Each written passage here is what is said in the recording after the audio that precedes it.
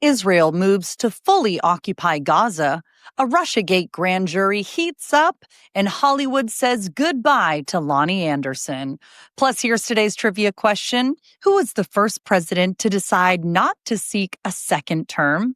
I'll tell you at the end of the show. And if you missed yesterday's big announcement, don't worry, I will fill you in again. It's Tuesday, August 5th, and this is the Flyover Podcast. Welcome to the Flyover Podcast, taking you above the noise for an unbiased, high-altitude view of today's headlines with daily coverage that's honest and refreshing. Let's cruise the news and land the facts. Good morning and welcome to the Flyover Podcast. I am your weekday host, Ayla Brown. Thanks to all of the new listeners and viewers that we have on this podcast. We are growing every single day, and it's all thanks to you. So let's take off with the biggest headlines of the day. Big developments out of the Middle East. Israeli Prime Minister Benjamin Netanyahu has approved a full military takeover of Gaza. The decision comes after Hamas released disturbing videos showing visibly starving hostages, including 24-year-old Eviatar David. Netanyahu reportedly bypassed top military leaders to push the plan through, despite warnings that it could put hostages in even greater danger and worsen the humanitarian crisis. 19 former Israeli security chiefs are calling it a political gamble and urging a negotiated end to the nearly 2-year war. Back in the U.S., Attorney General Pam Bondi has authorized a grand jury investigation into what's being called Russiagate 2.0. The probe centers on claims that former Obama-era intelligence officials conspired to falsely link President Trump to Russia during the 2016 election. The case stems from a referral by Director of National Intelligence Tulsi Gabbard, who declassified documents she says were buried by the so-called deep state. No charges yet, but names like James Comey and John Brennan are reportedly in the mix. And Hollywood has lost a legend. Loni Anderson has died at the age of 79. Best known for her role as Jennifer Marlowe on WKRP in Cincinnati, Anderson broke stereotypes and earned Emmy and Golden Globe nominations for playing a whip-smart receptionist who flipped the script on the typical blonde bombshell. She stayed active in film and TV for decades and leaves behind a legacy of both style and substance. She is survived by her husband, Bob Flick, 2 children, and 4 grandchildren. Here's what's happening in politics today. Nancy Mace is officially in the running to be South Carolina's next governor. The Congresswoman is entering a crowded GOP primary to replace outgoing Governor Henry McMaster, and she's pitching herself as a bold, independent conservative who isn't afraid to buck party leadership. Next, the State Department is floating a new proposal that would require some visa applicants to post bonds up to $15,000 as part of their entry process. The rule would most likely target countries with high rates of visa overstays, and the bond would be refunded only if the visitor complies with all the terms of their visa. In Washington, D.C., the Senate just kicked off its August recess, leaving over 100 federal nominations in limbo until lawmakers return. That list includes key roles at the State Department, federal courts, and regulatory agencies, many of which have been stalled for months. And in Rhode Island, a federal judge just upheld the state's requirement that gun owners must show a need to carry a firearm openly in public. The court found that the permitting law aligns with historical regulations and doesn't violate the Second Amendment, marking a win for gun control advocates. Yesterday, we made a big announcement here on the podcast and in the Flyover email edition. If you missed it, let me fill you in. The Flyover isn't just another news outlet. We are rebuilding trust in journalism from the ground up. With more than 2.6 million readers and growing fast, we're proving there's a real appetite for news that's honest, unfiltered, and free from coastal groupthink. You already know that makes us different. You've listened, watched, and read our work, shared it, and supported it. Now you have a chance to actually own a piece of it. Unlike most startups chasing revenue, the Flyover is already generating more than $500,000 per month, proof that our model works. This is a business with real traction and even bigger plans ahead, including new products, partnerships, and rapid expansion. This isn't a Silicon Valley experiment or a media buyout in disguise. It's a people-powered movement built for and by listeners and readers who care about the country they live in. So join the mission where truth takes flight and readers take ownership. Just go to invest.jointheflyover.com. In making an investment decision, investors must rely on their own examination of the issuer and the terms of the offering, including the merits and risks involved. The Flyover has filed a Form C with the Securities and Exchange Commission in connection with its offering, a copy of which may be obtained at invest.jointheflyover.com. Here are some bonus stories just for listeners of the Flyover podcast that you're not going to find in the email edition. First up, Texas Democrats have quite literally left the building. More than 50 of them fled the state on Sunday, most heading to Illinois to block a vote on a Republican-led redistricting plan. Without enough lawmakers present, the Texas House can't move forward on a new congressional map that could hand Republicans up to 5 more seats. Governor Greg Abbott has ordered state police to track them down and bring them back, accusing them of abandoning their responsibilities and holding up unrelated bills like flood relief and property tax cuts. House Speaker Dustin Burrows even issued warrants to force their return, escalating a political standoff that's quickly turning into a showdown. Democrats say they're fighting gerrymandering and voter suppression. Republicans say they're just walking off on the job. In Denmark, listen to this, Aalborg Zoo is asking people to donate unwanted pets. Yes, even pets like horses to feed their carnivores.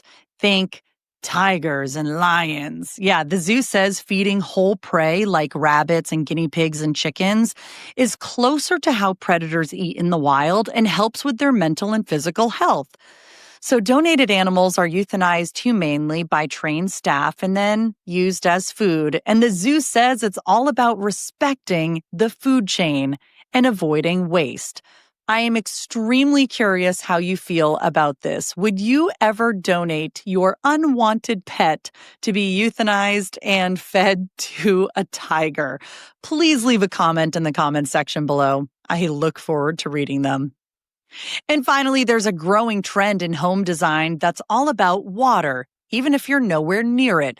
It's called Blue Mind Design, based on the idea that just being around water or watery elements can reduce stress and boost well-being. So think things like fountains, hot tubs, or even just painting your walls this calming shade of blue.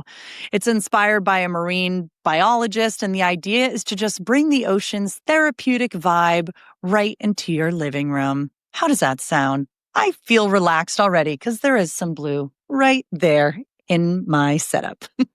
That's your podcast extra roundup. I, as always, am looking forward to giving you more exclusive content just for our listeners in tomorrow's podcast. But coming up, college football preseason top 25 poll just dropped. So who is in that top spot? I will tell you after finance. The federal government brought in a record $29 billion in tariff revenue last month, pushing the 2025 total past $152 billion so far, driven largely by President Trump's expanded trade policy. And Rupert Murdoch's media empire is expanding west. The New York Post just announced it's launching the California Post early next year out of Los Angeles, bringing its brash, tabloid-style coverage to a brand new audience. Here's your stock market update. The Dow rebounded in a big way yesterday, surging nearly 600 points and completely erasing Friday's losses. The S&P 500 had its strongest day since May, while the Nasdaq jumped almost 2%, a strong start to the week for all 3 major indexes. Bitcoin was also up 2.14%, and gold was up almost 2.5%, closing at $3,430 per ounce. The biggest mover mover of the day was American Eagle. American Eagle stock jumped nearly 24% on Monday after President Trump praised their controversial ad campaign featuring actress Sydney Sweeney. In sports, college football season is heating up already. The preseason top 25 poll just dropped. So who's on top? Texas, Ohio State, and Penn State are sitting in the top 3. The rankings are based on early camp buzz and returning rosters. But as always, everything can shift fast once the games begin. You want to see the full list? It can be found in today's show notes below. Meanwhile, 16-year-old track phenom Cooper Lute Kenthouse stunned crowds over the weekend by setting a new U.S. record in the 800-meter. His come-from-behind sprint in the final stretch left both fans and seasoned runners speechless. And in a big move for women's sports, I am very excited to announce Boston Celtics minority owner Steve Paliuca is buying the WNBA's Connecticut Sun franchise for $325 million and plans to bring the team to Boston. It's expected to significantly boost the team's visibility and tap into the city's already passionate sports fan base. Still to come, Google Flights just dropped a new travel report with data-backed tips for scoring the cheapest airfare, so I'll tell you all the details next. In science and technology, deep beneath the Appalachians, scientists have discovered a giant, hot blob of molten rock slowly creeping toward New York, moving at just 12 miles per million years. While that's not exactly fast, it may help explain why the mountains haven't eroded much over time, despite being hundreds of millions of years old. New AI tech is bringing Woody Guthrie back to life. Sort of. Unreleased home recordings from the folk music icon have been restored and cleaned up using artificial intelligence, and they're set to drop on August 14th, offering fans a rare glimpse into his personal sound archive. And in Siberia, archaeologists have uncovered shockingly detailed tattoos on a 2,500-year-old ice mummy, revealing animals and mythical creatures inked across her limbs.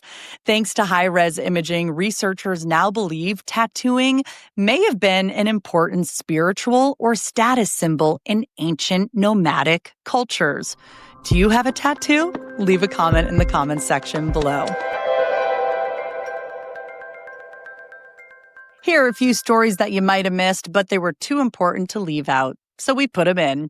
Like this one, Google Flights just dropped a new travel report with data-backed tips for scoring the cheapest airfare.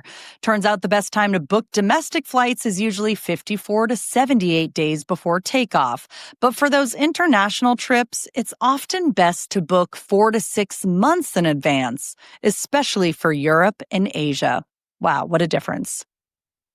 And a 92-year-old retired social worker from Ohio left behind an extraordinary legacy, a handwritten list of 3,599 books he read over 6 decades.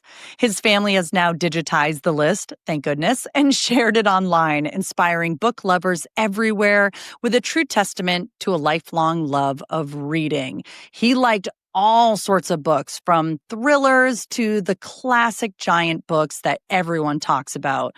But if you want to see the list of all of the books, you can in today's show notes below. Happy reading. Next, IKEA is going mini. This fall, they're launching pop-up stores inside select Best Buy locations in Texas and Florida, offering a hybrid shopping experience that blends affordable furniture with home electronics and smart appliances.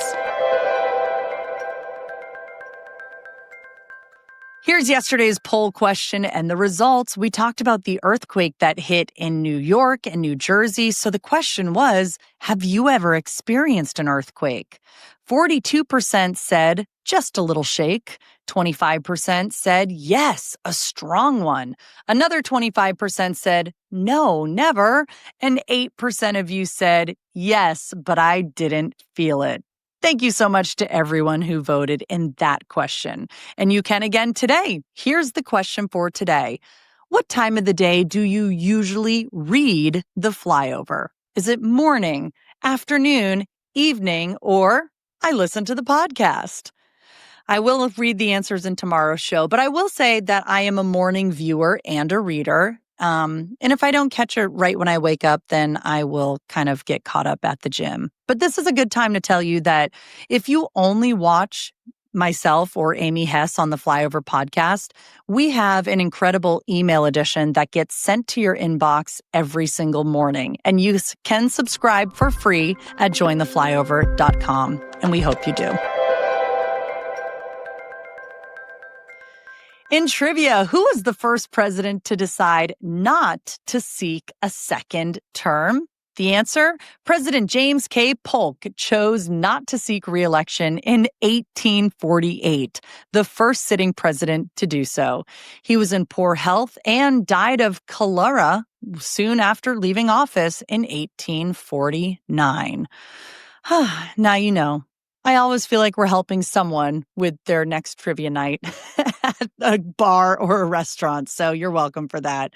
And that is it for the Flyover podcast today. Thank you so much for listening, watching, sharing, and rating the show. Those 5-star reviews, they mean so much, and it's free to do. Don't forget, you can now invest in the Flyover. You can learn more about that at invest.jointheflyover.com. Once again, that's invest.jointheflyover.com. I'll be back tomorrow. Can't wait. Until then, thanks for flying with us.